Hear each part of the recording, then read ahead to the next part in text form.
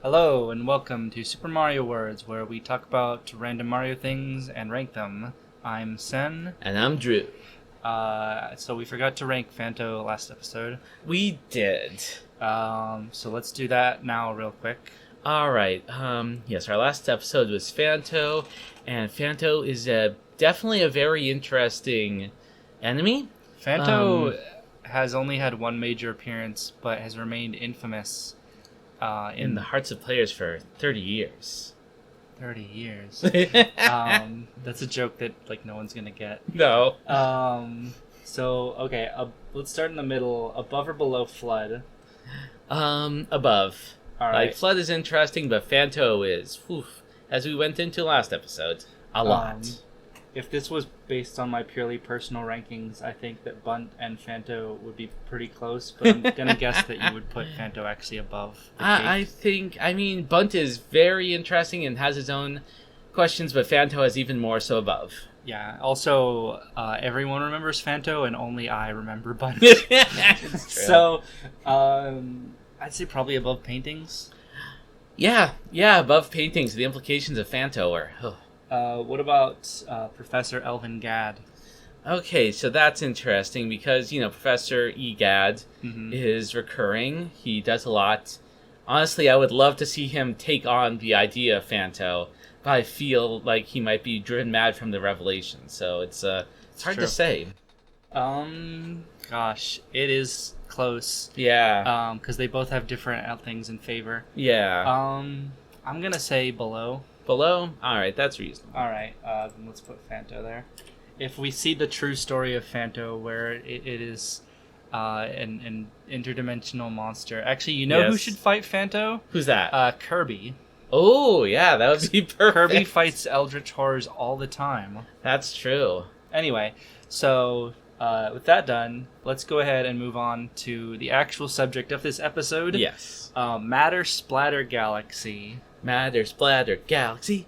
So this one's going to take a little bit of explanation. So this is a level in Super Mario Galaxy. Mm-hmm. The premise of it is that you're in this mansion, I guess, and there are pools of stuff that cause the ground to exist. Yeah, this seems to be a whole area that only exists when these quote-unquote droplets land on it. Yeah, so it's kind of like if you see a droplet of water hit a lake and it kind of ripples outward. The ripples make the ground exist. Yeah. And otherwise it's just not there. So you have to move quickly between the droplets as they reveal the ground. And it's really trippy and cool, and it's one of my favorite levels. Yeah. Seems like an excellent mechanical challenge. It's really cool, and it's very interesting, which is why I wanted to discuss it in more detail. Totes. Because it contains as much mystery as it does fun, which is a lot of it. Let's move on to our first discussion question. Yes. So how does the Matter Splatter actually work? So yeah, you can see these little droplets with these little trails. They're referred to as droplets of matter, Yeah. There are also different areas of the level have spotlights, which have kind of the same effect, where the level only exists inside the spotlight, and it's just not there anywhere else. So it seems like the pieces of this level, in some sense, both do exist and don't. They don't exist and can't be interacted with when they're not being dropleted, but they're always consistent when they are.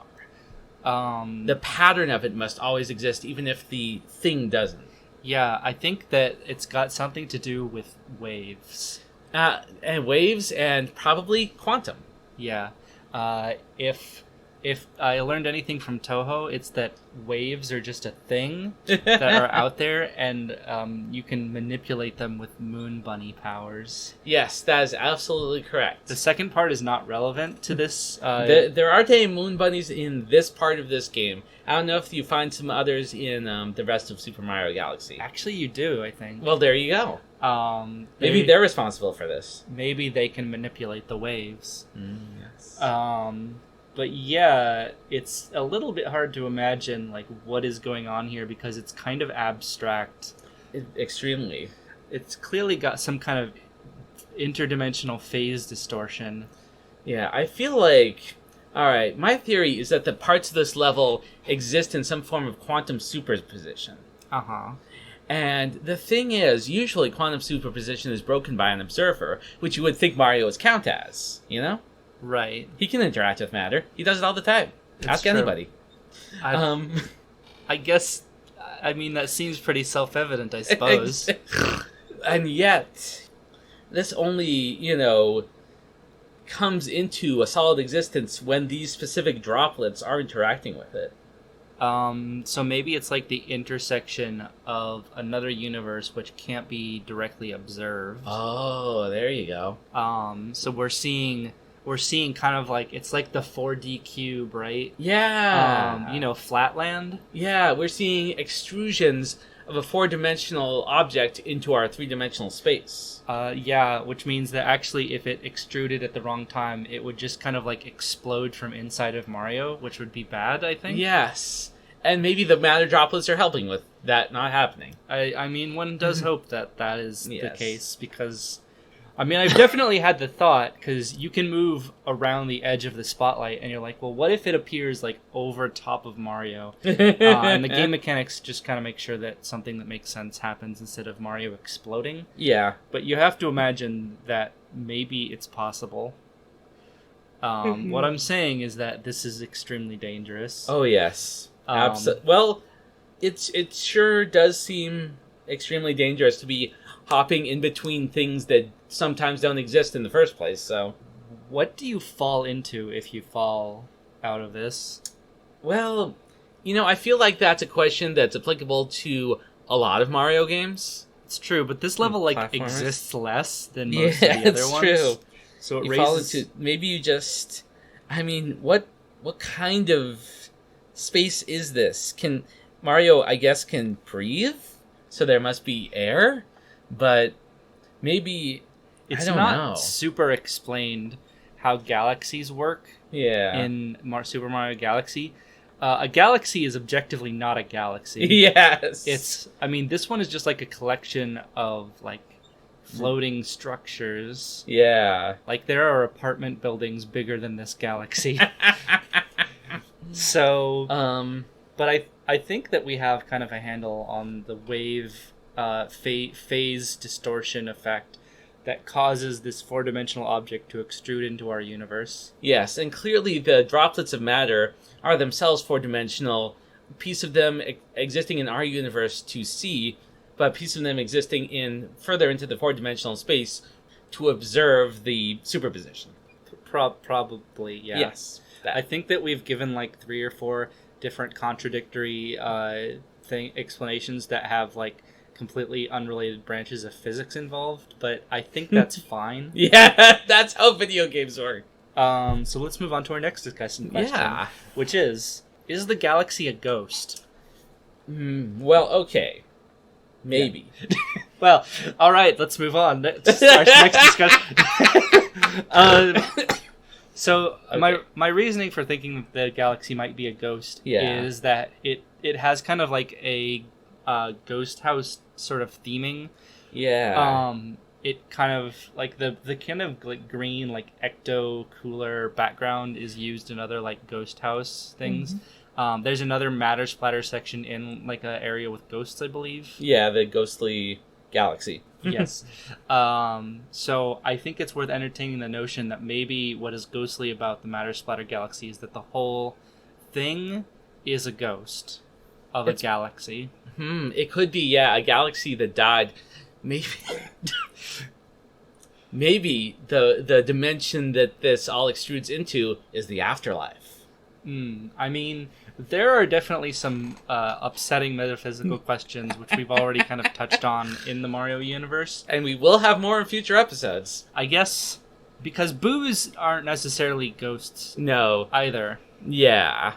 Which maybe the galaxy isn't a ghost, but it isn't a ghost in the same way boos aren't ghosts. Yeah. Which is to say it is a ghost, but not with any identifiable living source. Yeah, it's not like it could be the ghost of a galaxy that was never alive in the first place. It was born a ghost, the same way you can be born a vampire. Yeah, it's just kind of from the ghost dimension. Yeah, which may be the same dimension that Shy Guys come from, but that's not relevant right now. I think no, because that dimension was destroyed. That's true. This dimension, I think, still exists. I mean, this thing is partially inside of it. Okay, so we're looking at this hierarchy of dimensions, and Mario's world is between.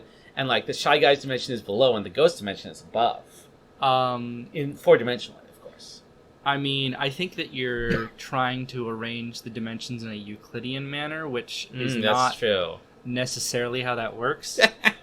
I will say, if we find out that this galaxy isn't, like, a ghost of didn't exist in some sort of complete form in the past, it would put a damper on our next 2 discussion questions. That's fair. So I think that it definitely looks like something happened to it, is the thing. Yeah, like, it looks like something that people would build and meant to exist and maybe even work in, at least the same way that you work in any kind of platforming level. Because, like, boos are still whole beings. Yeah.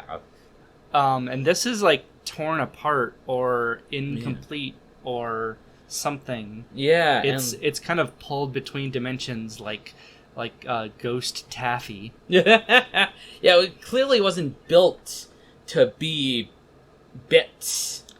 Yeah, like the bits can join up and they're coherent. You know, it's very strange. It is. I think that we have to conclude that whatever happened to it, it's probably not a ghost. Yeah.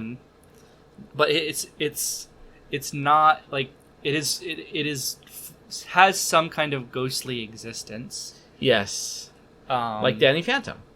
Yeah. In fact, that's a perfect analogy because like Danny Phantom, he can go between being solid and not.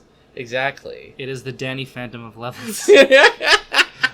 All right. I think that answers our question sufficiently. So no, it's not a ghost, but something terrible happened to it. Yeah. It's kind of like, like the orc's homeworld from Warcraft. Ah, yeah. I'm not really familiar. Whenever you say, yes, there's like a 50-50 chance that either you know what I mean or you have like not even the slightest hint of an idea. And I've known you for a while now, and I still can't consistently read which one it is based on the tone of your voice. You answer with the same level of confidence for 0 and 100%. Thank you. So you'll just have to take my word for it. All right. So. Our next discussion question is, what was it like before it became like this? Okay, so the one thing is that these pieces look very industrial. Do you think so? I mean, especially when you look at Dark Hopper Planet B and C, the second and third sections of the level. They've got all these. I see what you mean. Yeah. Okay, I think I have an idea. Yeah. Of what is going on here. Okay. So boos are not ghosts. Yeah. But they're ghost-like. Yes. They probably come from somewhere that isn't our dimension. Yes. Possibly the ghost dimension. Which, in order for them to be conscripted into Bowser's army, there clearly has to be some pulling through process. Yeah. Which means that probably this place existed as a whole location in the ghost dimension. Oh. And there must have been some kind of attempt. Maybe this was part of an experiment to pull through locations, non-living matter, and it was some kind of catastrophic failure that stretched to the dimension halfway between. Ah, man, that makes sense. Yeah, our dimension and the ghost dimension. Yeah. Okay. Like as if this were like the place that Boos maybe first came through to Mario's world. I'm not ready to commit to that yet. That's fair. But because it makes sense. Like, where did these matter splatters come from the matter drops, like, were they there originally? But clearly, they were part of the technology or magic technology that was used to try and pull it through. And I note that there are Magic Koopas in the current version of the level. Well, we'll get to that. Okay. And probably the site was mostly abandoned because the incomplete process of pulling it through made the place unmanageable to interact with on either side. I mean, would you want to work in a place where you have to hop between constantly disappearing areas? I don't think so. No, I don't know how you'd get OSHA approval for that. Maybe we should... Gosha, for the Ghost Dimension. Of course. Maybe we should get Brian David Gilbert on the scene. We get him on the horn. Yeah. So clearly, because Bowser's power is expanding. Yes. Right? He's gaining galactic power. Yes, that's what this game is about, you know? It is about Bowser becoming Galactus. Bowser doesn't eat planets, he just conquers them. It's fine. Well, I mean, he does absorb, like, the star power. Oh, yeah, that's right. Which is kind of like eating planets. That's fair. It's like, Lumars are basically baby planets, right? They're baby, I guess, celestial bodies. Yeah. They do become planets or galaxies. Yeah. But you kind of have to take into account the fact that Mario Galaxy kind of takes, like, space words and just kind of... uses them however. Yeah, they don't mean the same things. Like... These are just some cool-sounding words. Just go with it. Galaxies, like, orbit something like planets do. Yeah. It's very strange. So Bowser's power is growing, right? Yeah. And he's trying, like, more and more bold experiments with magic and technology and magitechnology. Yeah, I mean, to get to this level, you have to defeat Heavy Metal Mecha Bowser. Yeah, there's, like, gravity reversal planets. Yeah. Like, clearly his, like, military experiments are taking place, like, all across the universe. Yeah. Or all across whatever this weird space is. I'm gonna call it the universe because, A, it doesn't need to make sense, and B, this game will not use, like, space terms that you wouldn't encounter, like, in an elementary school classroom. Yeah. So we've got planets, galaxies, stars. I don't remember what's a star, actually, in this. And I think you collect those. And the universe. Well, yeah. I mean, those are power stars. Yeah. Which are different from stars. Yeah. Anyway. Yeah. So he clearly conducted this experiment, and he had the hubris to think that he could pull all of this in to our dimension and use it as one of his bases. Yes. And it clearly reduced the place just to a half-existing ruin. Yeah. Bowser fucked up. Yeah. I do feel like this place gives a real, like, ruin vibe. Like, there's not very many enemies in it. It feels very deserted and creepy, and you can kind of tell that it used to be something more than this. It kind of reminds me of, like, maybe the original Doom or something like that. Like these places that were clearly once, like, scientific military complexes that are now just have this completely othered existence. Yeah. And also what it has in common is that while it tries to suggest that flavor, the structure of it is clearly just designed for playing the game. Yeah. So yeah, I guess we know how it got this way, and the question is, like, what kind of place was it before this? You suggested it looks like industrial. It definitely has some, like, kind of, like, nice, fancy, these pillars and these nice these steps. kind of columns that look almost like an auditorium or somewhere that's supposed to look impressive. Yeah. Not just functional. Maybe it used to be some kind of, like, military structure if Bowser was trying to pull it through. Yeah. So a military structure of the booze? Yeah. Which then had to be abandoned when he just fucked it. When he just fucked it up. Yeah. Yeah. So yeah, I think that makes a lot of sense. Yeah.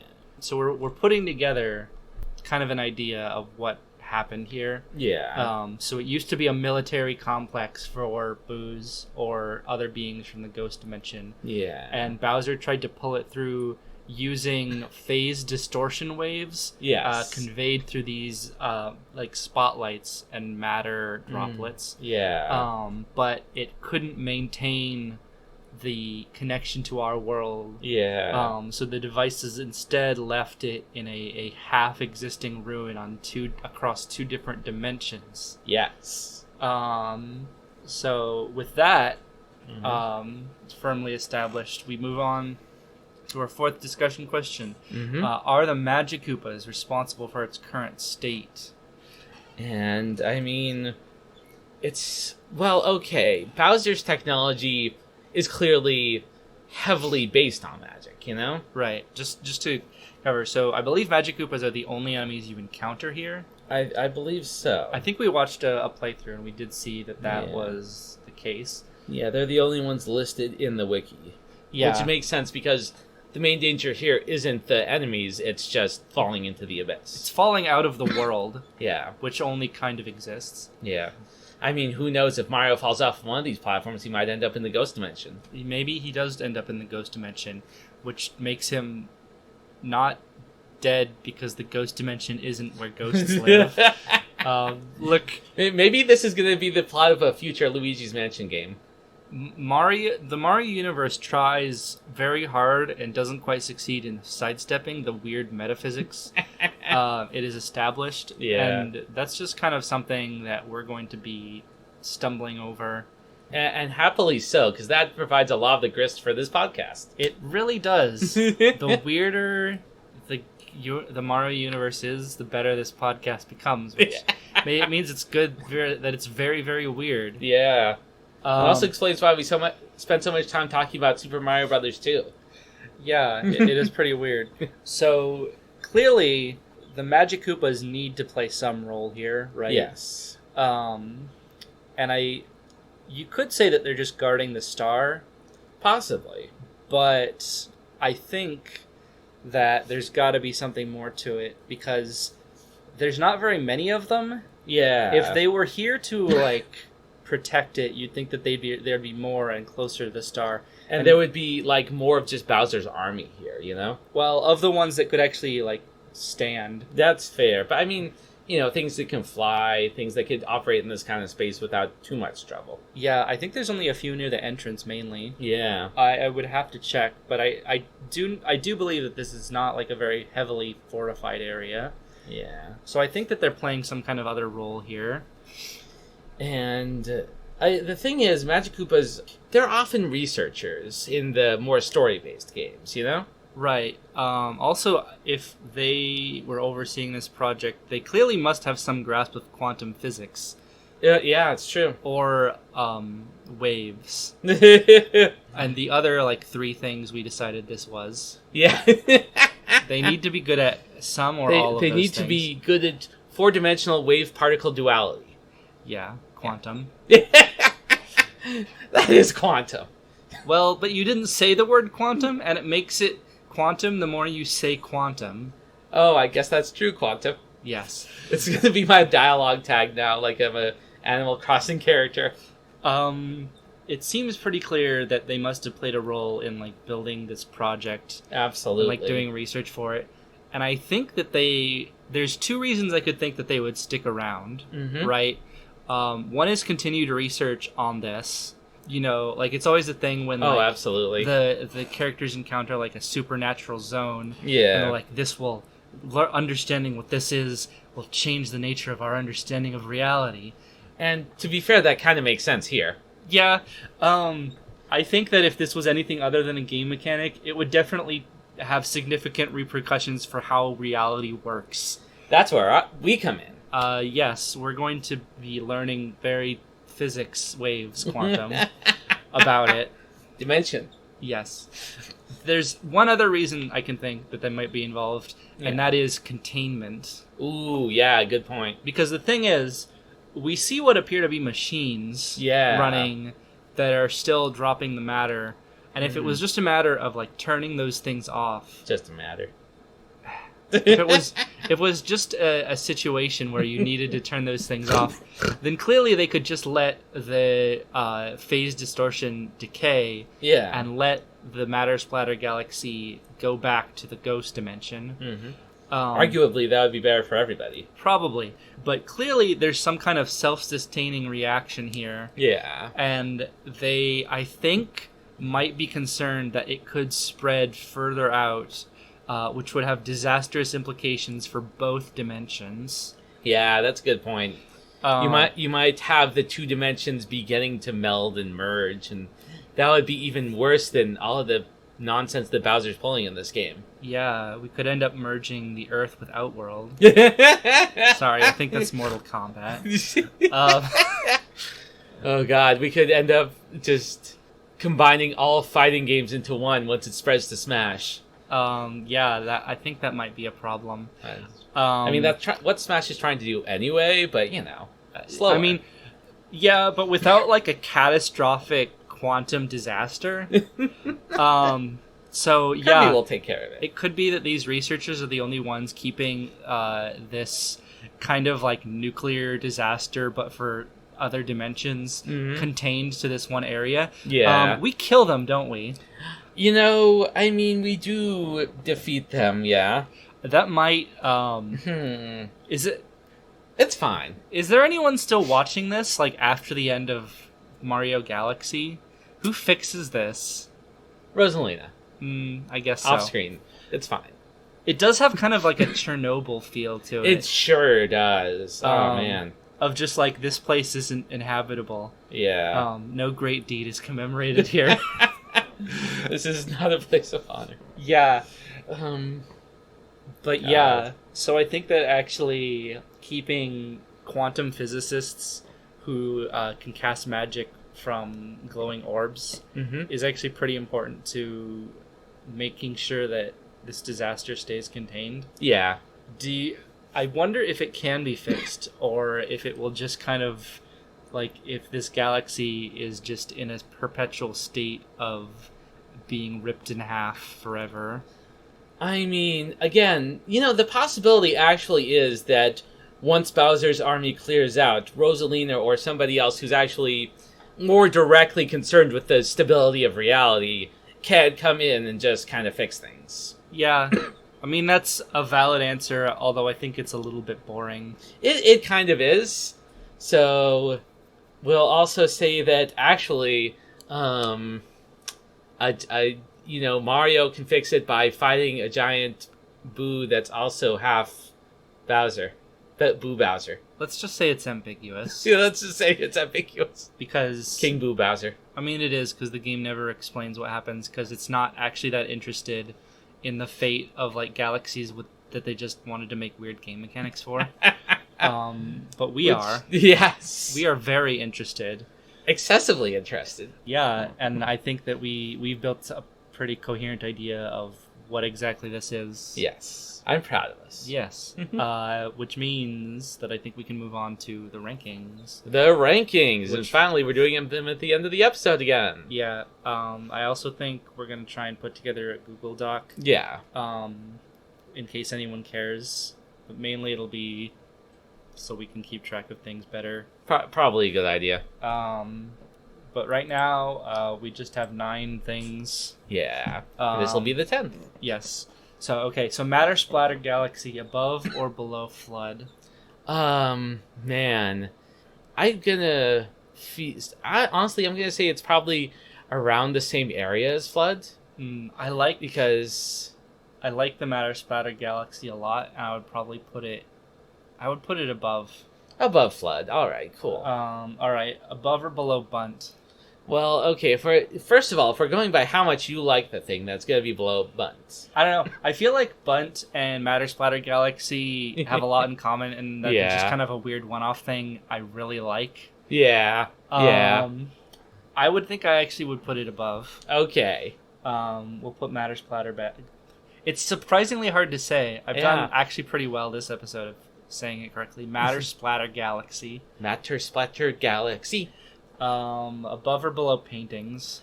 I'm gonna say... Alright, I am gonna say below Paintings, because Matter Splatter Galaxy is a weird spatial phenomenon, but it's a weird spatial phenomenon that's one-off, whereas paintings are a weird spatial phenomenon that recurs. I think it's pronounced spatial. Well, fine. Nitpook my pronunciation, will ye?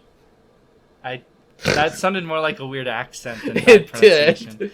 Anyway, the point is that they're similar, but the paintings provide a bigger and more complete flavor. So yeah, also both of them provide a lot of spatial atmosphere. Yes. But the paintings characterize the atmosphere of like the entirety of Mario 64. Yeah. Which is super important to the game. And end up linking it to other games as well. Yes. Yeah. Unintentionally, but also canonically. Yeah. All right. Matter, Splatter, Galaxy. Okay. Excellent. So to review our rankings briefly, we have at the top Professor Elvin Gadd, Phanto, then the paintings, the Matter, Splatter, Galaxy, Bunt, Flood, Charge and Chuck, Shy Guy, Mask Gate, and then Stews all the way at the bottom. Yes. Yeah, it's funny because we still very much like Stews. We're still kind of in the like 7 out of 10 range. At the very least, yeah. And I'm going to say that despite the fact that our early episodes might actually contradict that claim. If we weren't grading on a curve, it would be firmly in the 7 out of 10 range. Yeah. I don't think we actually did put anything below 7 out of 10. Nope. I think we discussed, but no. Well, this is why we moved to rankings, because otherwise it would just be like, these things are all good. Yeah. Maybe we should change it up soon by doing an episode on something we hate. Oh, man. What would that even be? I don't know. Let's look into it. Yeah. We do have kind of a real serious ghost theme going. We do, and that's going to continue next episode. It's going to continue next episode, and then after that, maybe we will find a non-ghost thing we don't like. Oh. So that's going to be fun. That might become a very different kind of episode. That's what I'm up for it. All right, so I guess that's all for us today. All right. See you in another castle. Is that a different sign out? No. That's the same thing I said last time, right? Anyway, bye.